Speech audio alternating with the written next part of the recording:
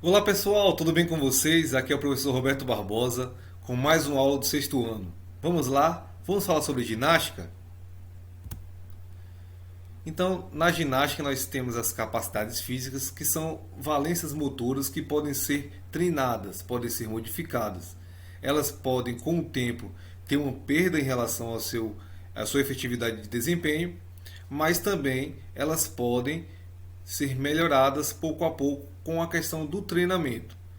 E quais qualidades motoras nós iremos falar hoje? Capacidades físicas, certo? Então falaremos sobre a flexibilidade, que é a ação de realizar movimentos articulares com a maior amplitude possível, desde que não haja lesões. Então, esses movimentos em que irão esticar essa musculatura, fazendo com que ela possa se prolongar de forma horizontal, ela acontece uma espécie de flexibilidade, seja nos membros superiores, inferiores, nos membros do core, ou melhor, nos músculos do core, nos músculos das costas, do peitoral, enfim, são vários movimentos que vão trazer essa amplitude de tanto de movimento quanto da musculatura esquelética e articular.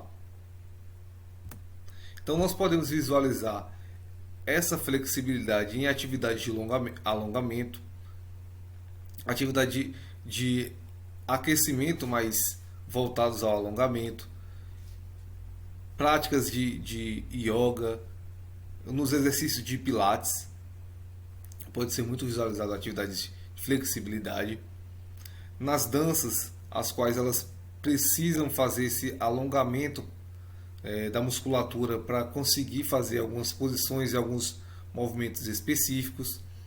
Na própria ginástica competitiva, os atletas eles alteram posições em que há uma contração muscular maior e uma flexibilidade também melhorada. Então, as técnicas que eles começam a treinar desde pequenos nas academias para ter uma maior flexibilidade. E também nos esportes, por exemplo, esporte coletivo em geral, como basquete, vôlei, em que eles têm que prolongar esse músculo, ou melhor, fazer com que ele se estenda um pouco mais para chegar a determinada bola, para fazer determinada ação, que o seu corpo possa se condicionar, ou seja, ser treinado para que melhore essa capacidade física. Outra capacidade física que nós temos é o equilíbrio. O equilíbrio é a combinação das ações musculares a fim de sustentar o corpo com relação à gravidade.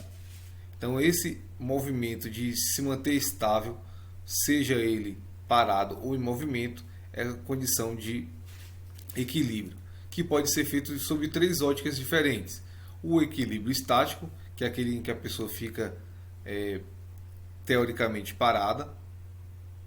O dinâmico, a qual o corpo tem que fazer várias reconstruções de equilíbrio com o movimento para que não possa sair do seu eixo nem tampouco se desequilibrar. E o recuperado, que é aquele a qual a pessoa estabelece a partir de um movimento dinâmico e volta a ter esse movimento de equilíbrio estático, como por exemplo em alguns saltos do parkour, em que o atleta se projeta para determinada ação e tem que depois se equilibrar com a sua estrutura corporal, com seus músculos e com a sua capacidade proprioceptiva para ter equilíbrio. Então nós podemos visualizar em várias atividades do cotidiano, como os esportes, por exemplo, de aventura, como slackline, montanhismo, escalada, o próprio surf, em atividades mais tranquilas como a yoga, o tai chi chuan, o próprio método Pilates também você pode ser visualizado ações de equilíbrio.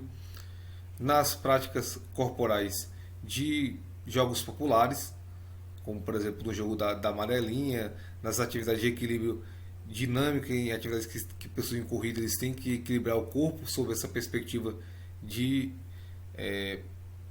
agir em favor da gravidade, ou atividades laborais em que as pessoas irão trabalhar esse equilíbrio a todo tempo, como por exemplo os pintores de prédio, que ora estão içados por cordas e ora estão em plataformas em que eles têm que manter o equilíbrio naquele local. Outra capacidade física que nós temos é a agilidade. Então a agilidade é diferente da velocidade, ela faz com que haja uma mudança de direção em o menor tempo possível. Então, enquanto a velocidade ela é medida em relação a você fazer uma ação veloz com menor tempo, a agilidade se pauta em relação à mudança de direção.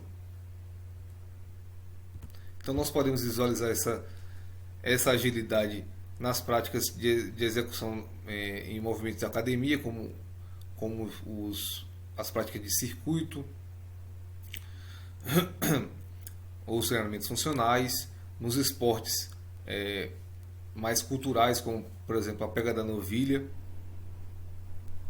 nos esportes coletivos, como o futebol, as saídas no futebol americano, que o atleta tem que se desvencilhar dos seus adversários, nos jogos populares, como por exemplo o pega-pega, a bandeirinha Rio, em que as pessoas têm que fazer essas ações de mudança de direção com certa velocidade, ou até mesmo nas atividades laborais, como por exemplo a ação do entregador de ter que chegar o mais rápido possível com aquela encomenda, se desvencilhando do trânsito e chegando o mais rápido possível.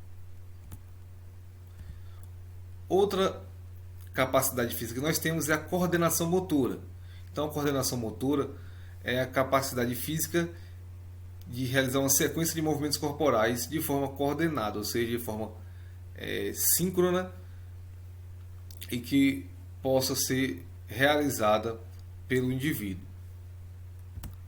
Ela pode ser global, ou seja, que utiliza os movimentos e os grupos musculares de forma mais ampla, ou pode ser fina também, que são as atividades as quais ela pode ser trabalhada de forma mais específica, ou seja, que os grupos musculares finos eles podem ser utilizados, como o das mãos ou dos pés, para ter habilidades de precisão. Nessa coordenação motora global, nós temos também as atividades que são praticadas por exemplo, no dia a dia, como corridas, limpar a casa, atividades que sejam feitas na perspectiva dos jogos, que utilizam o corpo em movimento para se equilibrar, seja nas ginásticas, que utilizam os grupamentos musculares mais amplos, sejam em atividades marítimas, trabalhos do cotidiano, ou seja, atividades laborais, que possam ter o corpo em movimento. Então, todas essas atividades elas são feitas dessa perspectiva. E temos também a coordenação motora fina, que é a coordenação motora a qual as pessoas irão trabalhar a precisão nos movimentos. Então nós temos vários exemplos, como a atividade de crochê, por exemplo, vai trabalhar a coordenação motora fina dos dedos, as precisões que são feitas nos esportes de alvo, como tiro com arco, a precisão executada no arremesso de basquete, no cortar da criança, numa pintura bem estruturada, bem minimalista, com detalhes, seja nos moldes de fazer um jarro à mão. Enfim, todas essas atividades do dia a dia elas são trabalhadas com a coordenação motora fina, e ela é uma capacidade física do nosso corpo.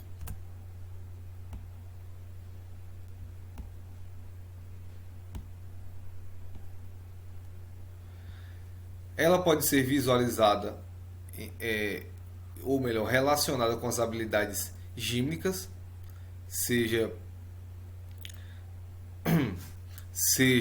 o saltar, o marchar, o se equilibrar, o arremessar, ela pode ser feita dessa forma, ter essa relação, e pode ser visualizadas, por exemplo, nos esportes coletivos, como um toco no basquete para ter flexibilidade, no hóquei sobre a grama, a agilidade de se desvencilhar do adversário para levar a bolinha para fazer o gol no outro lado, seja na precisão, na coordenação motora fina, na bocha paralímpica, ou no equilíbrio da ginástica acrobática.